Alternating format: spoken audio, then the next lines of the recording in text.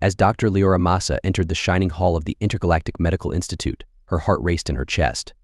She sensed the gazes upon her, the indiscernible looks, the hushed movements, the barely concealed disdain in her fingertips. She fought the urge to pull at her uniform sleeve in order to cover the scars that crisscrossed her arms. These scars were an intrinsic part of her, each one bearing witness to a life-saving victory, but here in the center of galactic medical professionals were seen as a hideous aberration, and the symposium hall's architecture magnificent, crystalline, and had walls that shimmered in different hues, above a translucent dome with an amazing view of the expansive stars cape beyond hanging above it. A high arching ceiling silently, platforms hummed, bearing holographic displays depicting the most recent developments in medicine. Leora was inspired, but she also felt a knot of fear tighten in her gut. The voice in the background called her attention to the fact that humanity is at least 2 millennia behind in medical technology. Speaking to a young child, the Latari doctor had silver skin that gleamed under the lights. Leora's jaw clenched as she realized how practically barbarous their reliance on primitive means was, but made herself stay motionless because she was aware of the debates. People considered humanity's scars to be failures. In a galaxy where regenerative self-healing technology was highly valued, treatments from extraterrestrial medicine could make them forget what a scar even is. Being here was not only strange, but also offensive as a reminder of her flaws. Breathed deeply and stepped forward to join the group of delegates gathered around a floating hologram. The image displayed our newest network of interconnected neuropathways, each pulsating with a gentle light. The need for intrusive operations has completely disappeared due to studies on synapse regeneration. A scientist was speaking in a calm, monotone manner. His species being tall and lean with silky, they were renowned for their icy intelligence and contempt for anything that didn't conform to their standards of efficiency. Leora's gaze shifted to the data. As she examined the intricate pathways outstanding, she had to concede. But she was aware of its limitations. That was painfully obvious in stressed-out human patients, and no amount of regeneration technology could replace attitude for flexibility and resilience. Dr. M, a voice trailed off. With her mind heavy with cold formality, she turned to face a prominent figure named Dr. X. His angular features set in a mildly contemptuous expression among the zealotly curious about what humanity might offer this symposium. Outside a few antiquated trauma surgical techniques, Leora felt heat rise in her cheeks as the group laughed politely, but she met Sex's stare evenly. Refusing to give up, humanity has evolved to adapt to harsh circumstances. Despite the fact that our methods may seem basic, yet they've saved lives in situations where more sophisticated techniques would have failed. Leora felt her eyes narrow a little and realized she had hit a nerve. A symptom of imperfection. Perhaps real progress in medicine is about doing away with the first requirement for adaptation, she gently said, although occasionally love might be a weakness in his eyes. Are you referring to the scars on her arms that are visible in the dim lighting? Leora forced herself to call those power, and each of these is a narrative of survival in the face of technological failure, and broken perfection must rely on more than simply impeccable techniques in order for Zex to react to the symposium began as the hall lights went down and a deep, resonant bell went off. Delegates turned to face the imposing Lari with a golden crest and the symposium moderator on the central platform. Leora tried to concentrate throughout the introductory speech, but her thoughts kept wandering. Must figure out how to explain to them the difference between human fortitude and their fixation on perfection.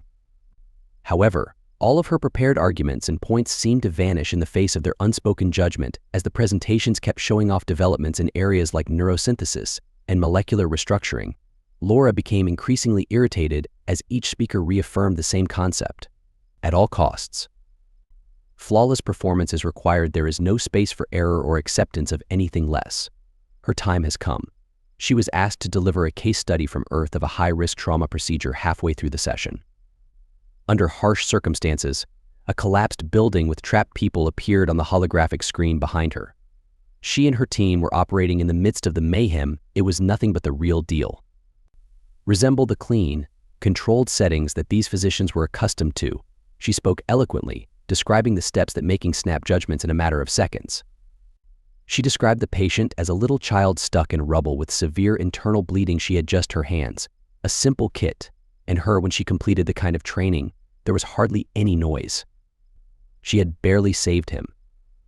That dragged on too long, followed by Z's piercing voice, and the number of times she felt the question loose hit her like a punch.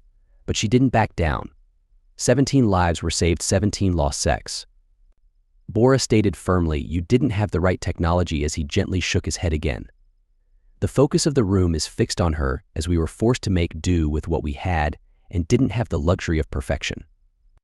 And we managed to save as many as we could. The tension in the room was 100. Leona felt as though alien eyes were staring straight into her heart, yet she remained firm. She stated in a steady voice that perfection is brittle and that you must know when it breaks. Before anyone could react, a tremendous boom rattled how to withstand the mayhem. The crystalline walls cracked, sending fragments raining down, and the floor underneath them trembled fiercely in the hall. As Delegate faltered and collapsed, pandemonium broke out as alarms went off. Training began immediately as she lowered herself to a crouch and evaluated the circumstances. She glimpsed the crumpled shape of a Latar doctor through the pandemonium as smoke erupted from a burst piece of the hall. Despite the searing pain in her body, she didn't hesitate to be pinned beneath a large beam, her own leg, and scurried over to the physician, her hands immediately trying to stop the bleeding surrounding her foreign body. Doctors stood, shocked and afraid, their expressions frozen. "Help me," the woman yelled. They needed to get him out of here, but they remained motionless, immobilized by the abrupt violence tore apart their idyllic environment, and Lyra looked up to meet Z's eyes. He'd do anything, because he was staring at her across the room with an unfathomable expression. The hall trembled once more as she screamed, "Horror, or he's going to die." Above them, the ceiling creaked menacingly. Lyra could see the fracture propagating and the framework straining beneath the damage. As time was running out, Lyra leaned against the beam, her muscles tense and sweat pouring down her spine. Beneath her, the Latari doctor moaned as blood began to pool around his broken leg. The hallway was a chaotic, foreign place. The roof was groaning with the threat as the doctor shouted in languages she couldn't comprehend while smoke filled the air. She pleaded with the Lari, her voice calm in spite of the collapse, to stay with me. With a rush of adrenaline coursing through her veins, she sensed the man's life vanishing and her own weight falling with it. As her responsibilities increased, she realized that she was prepared for chaos and calamity. Life in jeopardy, with no promises, yet she was by herself with the aliens nearby. She yelled once more, this time at a person who was paralyzed by their own dread. A cluster of Zeli physicians congregated close to me, obtaining a stabilizing pack for me. Tourniquet they merely looked, expressionless, until Lyra's body seized one by the collar for whatever reason. Drawing him near, "Do you realize that the Zeli blinked, and that if you don't help, he dies?" Lyra released him as a flash of shock passed across his features, and he began to move, shouting commands in his native tongue. Looking back at the Lari, she saw the pain and confusion in his eyes as they fluttered open. Even though she knew it was a lie, she continued, "You're going to be okay. Just hang on." The beam moved slightly as she adjusted her hold, and then she noticed a stinging pain in her side. Expanding crimson stain on her uniform, but she ignored the discomfort because it didn't matter. Keeping this man alive long enough to bring him care was what counted. The Zeli returned with a little medical bag. Lyra ripped it open, her hands moving swiftly to cover Lai's leg with the stabilizing gel, which hissed and slowed the bleeding and cemented, but it wouldn't last long. She had to get him. She told the Zeli to come out from under the beam and assist me in lifting quickly. He hesitated, his eyes darting to her bloody uniform, yet he nodded in unison with her. The man shouted as his body pushed against the beam, lifting it just enough for Lyra to drag the Lari free. Lyra's heart began to pound and she whispered, "Easy, easy, easy." Clutching his shoulders and eyes rolled back, slipping because the pain was too much. She turned to face the Zeli in disbelief and told them to get him to the medical bay. "Needs regeneration therapy administered right away, or he won't survive."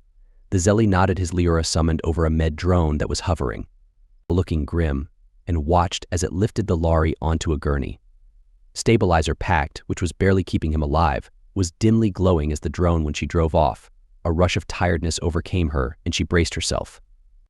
Her vision momentarily fading against the wall, Dr. Moss's voice was recognizable. And Lyra raised her gaze to see Z standing a short distance away, his eyes shining. "Lyra, you saved him by being broad with something that might have been dread." Straightened, reducing the discomfort and exhaustion is what we do, physician. Saving people's sex moved closer. His eyes fixed on her, but he remained silent. For an instant, the mayhem surrounding them appeared to subside, and Lyra was left to perceive only his perplexity and doubt.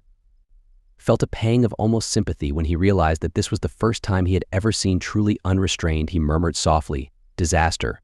Why did you come here, Leora?" regarding the formality of her title. Slipping away, still gasping for air, she shook her head, proving us wrong. "I came here with the idea that we could share knowledge," but she pointed to look at them ZX. Despite their perfection and advanced technology, they are clueless, and their sex flinched as if she had hit him. "We are not powerless," he stated in a quiet voice. But with conviction was gone, he turned to face his colleagues and saw their looks of terror and perplexity, and his shoulders slumped. "I know that we have never gone through what Leora completed for him, and it's the issue." She sighed deeply as agony shot through her side. "You don't because you believe you are above it, but in Zia's sight nobody is. Be ready for defeat." Slumped to her side, "Your injuries visible, your outfit now drenched in blood, though it's not crucial at this moment." She realized she didn't have much time to listen to me because she could feel her power ebbing. "Zex, I need your assistance since I am unable to reach the folks who are stuck on my own." Paused, briefly giving Leora the impression that he would turn away, but he then nodded. His gaze hardened with resolve. "What can I do to help?" Relief flooded his face. Through her. But she didn't waver in her message. "We must all leave the East Wing immediately because the structure is unstable. And if it falls apart," he turned to shout commands into the Zellary without waiting for her to finish.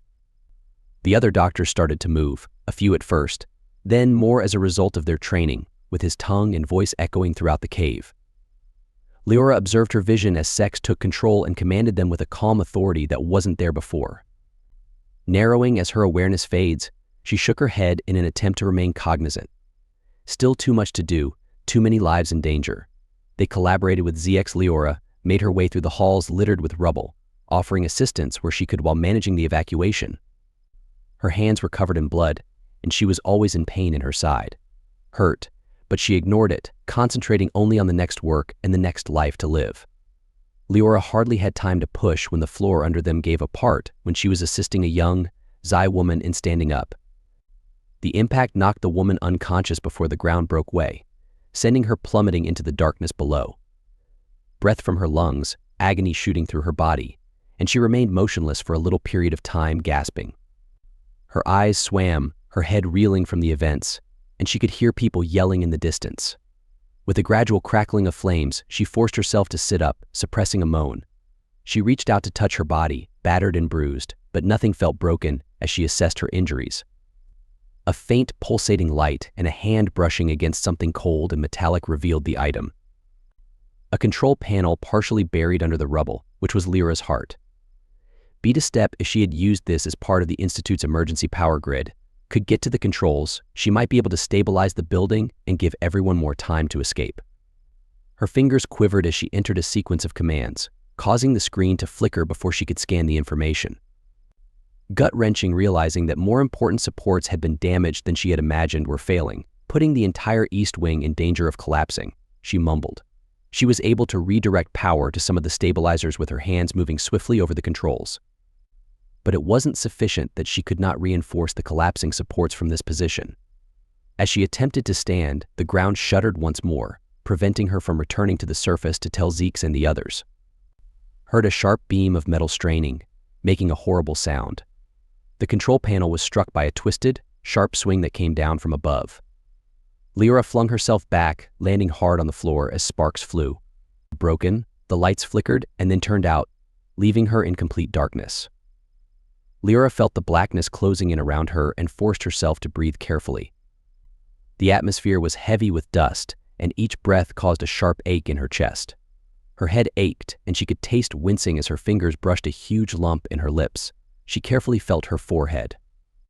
Confused, her mind sluggish, but she soon realized that she was stuck under the rubble. Panic clawed at her mind, but she pushed it aside as she concentrated on the noises surrounding her. The building sounded like a wounded animal. Metallic creaks and pops alerting her to the place's increased instability. The roof above could collapse at any time instant, and she would be powerless to halt it. She fumbled in the darkness, her hands grazing the broken control panel. The emergency power was out, but she could still recall the Institute's fundamental layout if she could just navigate the debris. She might be able to find one. They would have escape routes in case of emergency out of the auxiliary passageways. The surface, her palm struck something cold and metallic, a fragment of the broken beam, and she tightly grasped it, using it as a pain flashed through her side as she tried to pull herself up, but she gritted her teeth and compelled herself to stand up. Sitting here was not an option. The worst part of her first stride was how unsteady her legs were, sending a jolt as she continued walking with one hand on the wall and the other grasping the beam like a lifeline despite the agony in her damaged side. With each step she took, the wrecked edifice became closer to her as she cautiously made her way into the darkness. Was frightening the mayhem, and the cries from above had subsided, leaving only the far she attempted to ignore the faint hum of the building's failing systems and the rumble of collapsing debris. It's possible that a large number of people are still trapped there, or that Z was able to get everyone out in time. Concentrate on surviving, yet even as she moved, a different thought nodded at dim but enduring memory in the recesses of her mind that the explosion hadn't been suddenly. She recalled how the explosion had struck the intended target with precision. She couldn't get rid of the idea that she had been the target of someone who had meant to do this much harm. Yet why did she stand for something that posed such a threat? A startling noise caused her to freeze in place. She strained to hear a scraping sound, like something heavy being dragged across metal. She could see her heart racing in the shadows and knew that she wasn't alone. She called. There was no answer when her voice resounded through the demolished corridor. As the sound became closer, she gripped the beam tighter and her body tensed, ready for anything. One of the Zeli doctors emerged from the shadows. Staggering forward, he was typically immaculate, his eyes wide with terror as he stared at her identification, her uniform ripped and bleeding blazing in his eyes before he fell at her feet and Leora fell to her knees next to him. Instinctively taking, she questioned, "Are you hurt?" In an agitated manner over what had transpired, and he shook his head. He gulped for air as they attacked us, weakly grasping at her arm. In short spurts, the people who despise humanity are still with us. Her heart stopped since the assailants were still inside the Institute, looking for survived. How many? She insisted on having her mind raised, and I'm not sure where they are now. He murmured, his eyes darting erratically as we attempted to flee. I escaped, but I'm not sure whether anyone else did. They captured us. Leora's mouth tightened as she felt dread and rage racing through her. This wasn't just an accident. This was planned. Someone wanted to ensure that she and others' humanity didn't escape this world alive, so she needed to figure out how to get out. "How quickly can you walk?" she questioned. He nodded feebly as she helped him sit up, but his face was pale and his movements were slow. Even though they were getting closer to the auxiliary exits with each step as they moved down the corridor, the terror persisted. They were being pursued in the hallway, hovering at the periphery of her consciousness. Leora was able to view the emergency light's poorly lit broader area, that shape of a door at the far end of the room that was marked with the global emergency evacuation relief symbol through her, and she accelerated her pace, somewhat dragging the Zeli physician by her side. Leora froze as they were about to arrive when she heard footsteps echoing along the hallway from behind them. Grasping the beam tightly in her fingers, she twisted it gently, her heart racing as three figures appeared in the shadows. Were Latari, their golden, moving with a purposeful, predatory grace. Leora's crests glinting in the dim light, their cold, calculating eyes zealots of the Latari purity movement who were aware of the insignia on their uniforms and held the total dominance of their kind and the purging of all impurities from their ranks. You ought to have stayed. The commander, who was tall and thin, spoke in a low, frightening purr. Leora changed her posture as the human's icy stare lingered on her. Humans never know when to give up. Her heart was pounding as she positioned herself between the Latari and the Zeli, yet she told herself, "You're not going to get away with it." Maintaining her composure in the face of, with terror coursing through her veins, the Latari chieftain grinned icily. "Statement, Doctor, you don't realize that this is bigger than you and your kind." He took a step closer and Leora tensed up. "Don't belong here. And we're going to make sure everyone knows it," he said. Clutching the beam, every muscle in her body stiffening, she realized she wouldn't be able to chance against them in a battle, not given her health, but she wasn't going to give up without a fight. Whispered to the terrified Zeli, whose eyes were wide with shaking, "Run. Don't look back as you go for that door." Leora moved forward and braced herself, but as she was about to strike, the ground trembled violently and a thunderous roar rang through the hallway. Leora hurled herself as the roof above them gave way and pieces of rubble started to fall. Over the Zeli shade in him as a huge chunk of the wall fell, severing their connection to the rubble and Latari dust. Flooded the air, forcing Leora to choke in an attempt to breathe as the roar subsided. She forced herself up, trembling, and was replaced by the distant sound of alarms and the creak of the building structure settling. The remnants of her clothing and glanced around. The Lari had vanished and were buried beneath the debris or ran away. She didn't care, the exit was still a few meters away. Glancing away, she turned to face the Zeli, who was staring at her with all of his "come on," she urged, getting him to stand. "We're almost there." They staggered in that direction. The door was a fight for Laura, and her strength was ebbing. But she wouldn't let up until they got to the exit. When she entered the emergency code and the door opened with Leora felt a surge of relief flood over her as fresh air with a crisp and refreshing scent came in. They were secure outside with her above her, but as she moved through the last sound she heard was darkness encircling her as her legs failed her in the doorway, and she fell to the ground. The moment everything turned dark, Leora's eyes were filled with dread as the Z doctor called her name. Her body felt heavy as she fluttered open to the quiet beeping of medical monitors and the antiseptic smell of a hospital bay. She attempted to sit up while wearing a dull EG that pulsed with each heartbeat, but she was compelled to recline due to a searing ache in her side. She turned her head and heard a soft voice saying, "Down." She was alive, but barely easy.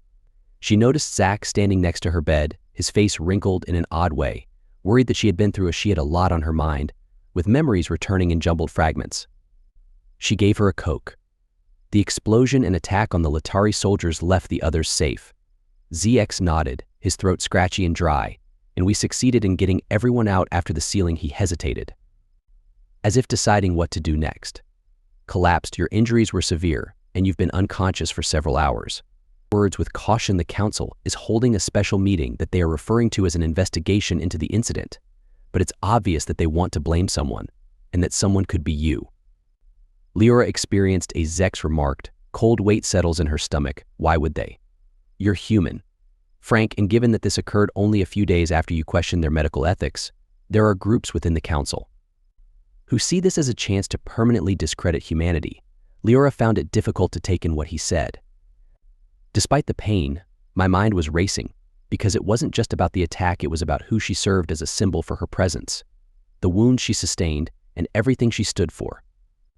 "I didn't do this," she said, her voice steady despite the fact that it posed a threat to the impeccable image the council want to retain.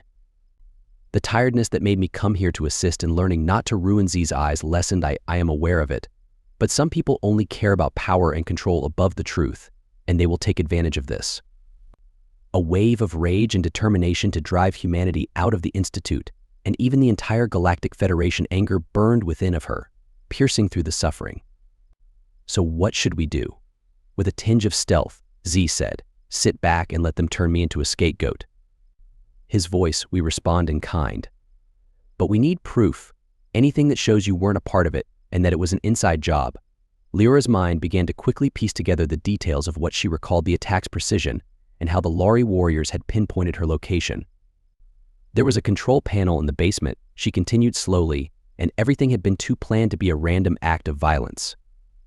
Discovered that the attackers were concentrating on particular support beams. If we can recover the data from that panel, could reveal who organized this sexual encounter. The location is fully collapsed, and it would be extremely risky to return there.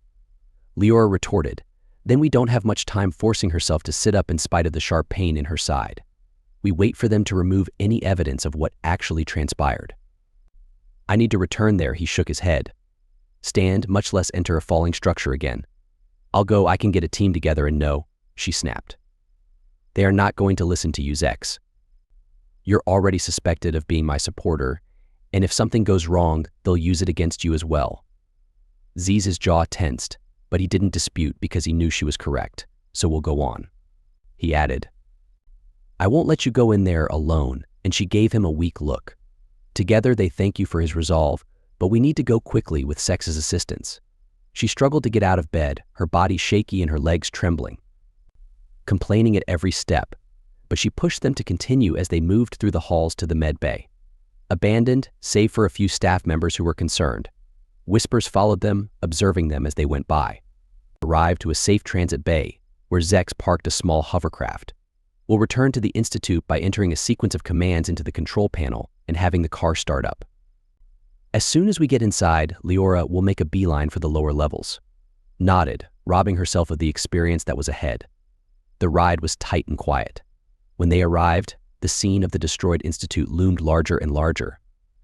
The structure was huge. Portions of the ruin collapsed, and smoke was still curling from the burnt remnants. Rescue crews were searching amid the rubble as emergency drones hovered overhead, so Zex will need to move carefully. Remarked in a hushed voice, "If anyone sees us, they'll come to the council."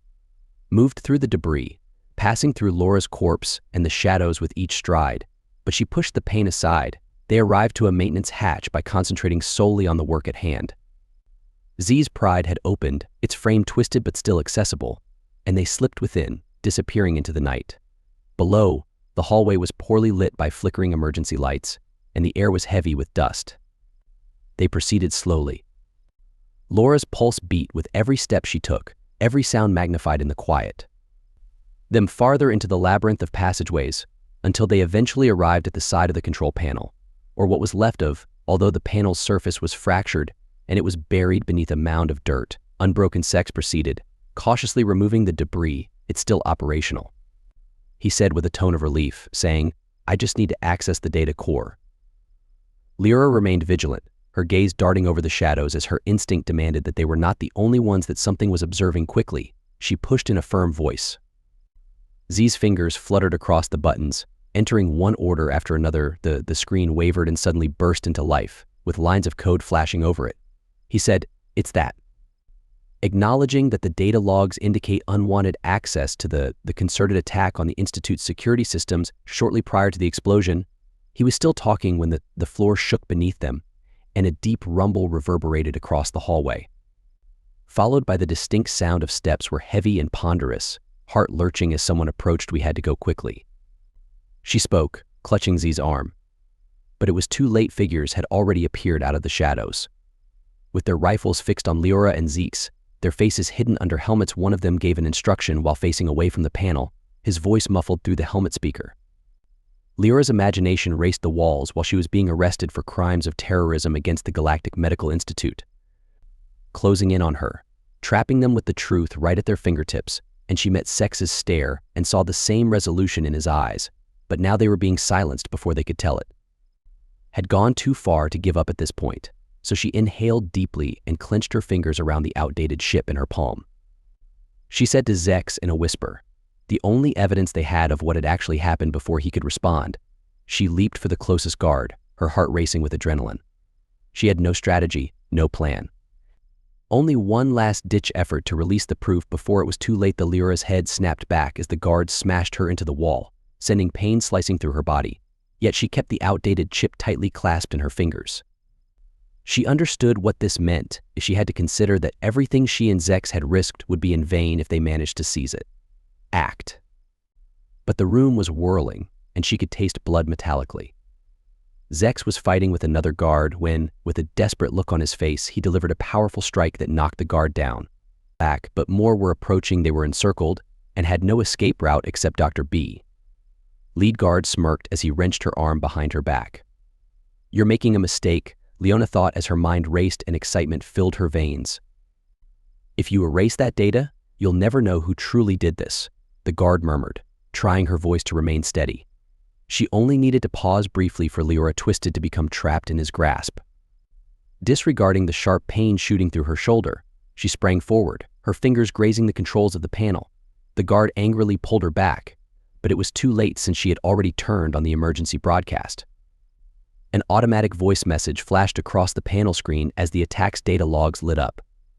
Started reading aloud the document describing the unlawful entry and the series of incidents before the explosion. The lead guard cried, "What are you doing?"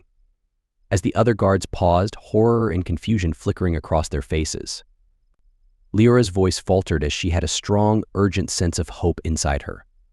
Speaking the truth, she raised her voice. "This was a well-coordinated assault, and the evidence is there for you to see." The guard holding Zex loosened his hold, and Z seized the opportunity to break free.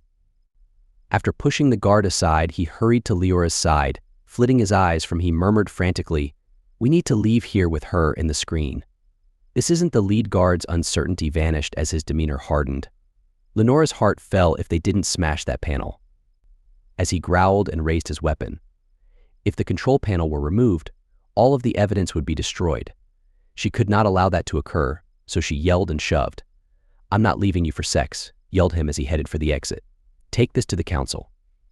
However, Leora noticed the despair in his eyes, the fear of losing everything they had battled for, and of allowing her sacrifice to be in futile. "Do it now," she cried out.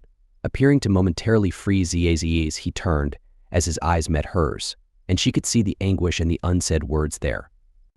Leora turned to face the lead guard as she rushed past the dumbfounded guards, the ancient ship tightly grasped in his palm, body quivering from weariness and agony. "You can kill me," she said. "Stable in spite of everything, but now that the truth is out, you are unable to stop it." The guard's weapon was raised, seemingly aimed squarely at her, as his eyes flashed with rage. "You are an idiot if you think this alters anything." She remained steadfast, her muscles taunting. Amid opposition, but she didn't give up. "Perhaps this is why I'm not afraid." Leora braced herself, her heart racing, as the guard's finger tightened on the trigger in anticipation of the truth. Ears. But before he could fire, the wall behind him was filled with a loud roar. Leora was pushed to the ground as the guards were knocked off their feet by a blinding burst of light and fire. Ground the collision, forcing her breath away for a brief period of time. Everything was the air filled with commotion, smoke and debris, and the distinct scent of burning metal, despite her blurry eyesight and ringing ears. Leona forced herself to move and start to crawl. Through the smoke, she could see figures heading toward the broken remains of the wall, their features warped by the haze. They weren't guards, she thought as she blinked to clear her vision. Instead, their sleek frames revealed that they were rescue drones. Shining in the twilight, their lights flashing in a rhythm they were familiar with, the extraction relief emergency code rushed through her, mixed with shock that someone had actually come for them. Drone approached her as she staggered to her feet, her legs barely supporting her. Dr. Moss stayed motionless, its robotic voice soothing and comforting. "We're here to help." The ridiculousness of the situation nearly overwhelming her, made her want to chuckle. Had been prepared to die here, prepared to sacrifice all in the unlikely hopes of revealing the truth. And suddenly, as the bullets broke her thoughts and the passage echoed with harsh cracks, Leora instinctively ducked her heart. Sarcastic, the guards were swinging their weapons wildly, attempting to drive the drones away. Leora plummeted to the emergency evacuation, ordered its voice urgent. Additional blasts shook the hallway, the dirt covering her head, and the drones moved precisely. With her defenses thrown aside, she was left powerless to watch as they battled the guards. She saw him sex his face through the haze as the conflict raged around her. He was running back, his eyes wild with despair and streaked with dust. She shrieked as the aged ship approached her, still tightly grasped in his palm. But her words got lost in the din. He skidded to a stop next to her and grabbed her arm, saying, "Fierce, I'm not going anywhere." Before she could reply, he yelled at you in a rough voice, "And the two of us ended this together." Zia's eyes widened as she yelled out, the blow forcing her to the ground with a searing pain through her shoulder. Spotted the blood splattering across her clothing, his eyes widening in shock, but she shook her head, her eyesight becoming blurry. She spoke the word in a painful gulp, causing him to hesitate and display a conflicted countenance. Nonetheless, the drones suddenly advanced, encircling them in a barrier of defense, one of which held out a mechanical arm. Z's trembling hand was used to secure the data chip, which secured the drone. Voiced in a monotone, adding to the insanity of the evacuation process that Leora was experiencing. As the drone pulled her away from the battle, she strained to keep her eyes open as the world tipped, to concentrate on Z's face when he was being hauled alongside her, but the agony was too much for her, making her body heavy and numb. The last thing she saw before the darkness descended was the broken corridor fading in their wake, with the guards still there, struggling while attempting to stifle the truth, and after that, nothing was left but darkness and the faint sound of ZX calling her name in the distance.